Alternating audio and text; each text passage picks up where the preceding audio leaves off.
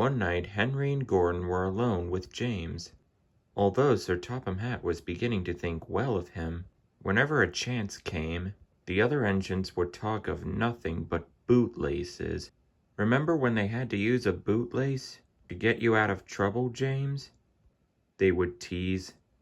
James tried to get back by talking about Henry who got shut up in a tunnel and Gordon who got stuck on a hill. But they wouldn't listen. "You talk too much, little James," said Gordon. "A fine, strong engine like me has something to talk about. I'm the only engine who can pull the express.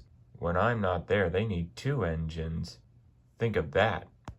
I've pulled expresses for years and never once lost my way. I seem to know the right line by instinct. Every wise engine knows that the signalman sets the switches to make the engines run on the right tracks." But Gordon was so proud that he had forgotten. "Wake up, James," said Gordon next morning. "It's time for the express. What are you doing, odd jobs?" "Ah, well, we all have to begin somewhere, don't we? Run along and get my coaches. Don't be late." James went to get Gordon's coaches. They were all shining with new paint. He was careful not to bump them, and they followed him smoothly into the station, singing happily. "We're going away! We're going away!" "I wish I were going with you," said James. "I should love to pull the express and go flying along the line." Gordon, with much noise and blowing steam, got ready to back on to the train.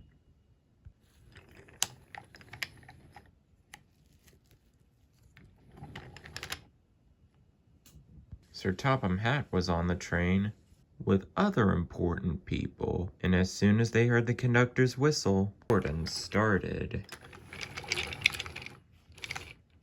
Look at me now," he puffed, and the coaches glided after him. "Boop, boop, boop, boop, boop. Goodbye, little James. See you tomorrow." James watched the train disappear, then went back to work. He pushed some freight cars into their proper sidings and went to fetch the coaches for another train. James had just brought the coaches to the platform when he heard a mournful noise. There was Gordon, trying to sneak into the station without being noticed. "Hello, Gordon. Is it tomorrow?" Gordon didn't answer. He just let off steam feebly. "Did you lose your way, Gordon?" "No, it was lost for me. I was switched off the main line onto the loop. I had to go all around and back again." "Perhaps it was instinct," said James. All the passengers were shouting at the ticket window. "We want our money back." Sir Topham Hatt climbed onto a cart and blew the conductor's whistle so loudly that they all stopped to look at him. Then he promised them a new train at once. "Gordon can't do it. Will you pull it for us, James?" "Yes, sir, I'll try." So James was coupled on, and everyone got in. "Do your best, James," said Sir Topham Hatt. Come along, puffed James. You're pulling us well, sang the coaches. "Hurry, hurry, hurry," puffed James. Bridges and stations flashed by. The passengers cheered, and they soon reached the station. Everyone said thank you to James, and Sir Topham Hatt was very impressed. "Well done. Would you like to pull the express sometimes?" "Yes, please," answered James. Next day, when James came by, Gordon was pushing freight cars.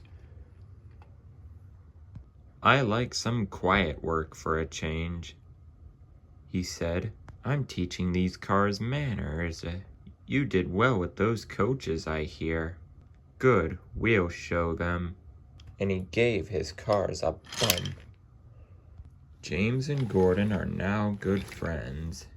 James sometimes takes the express to give Gordon a rest. And Gordon never talks about bootlaces. They are both quite agreed on the subject of freight cars.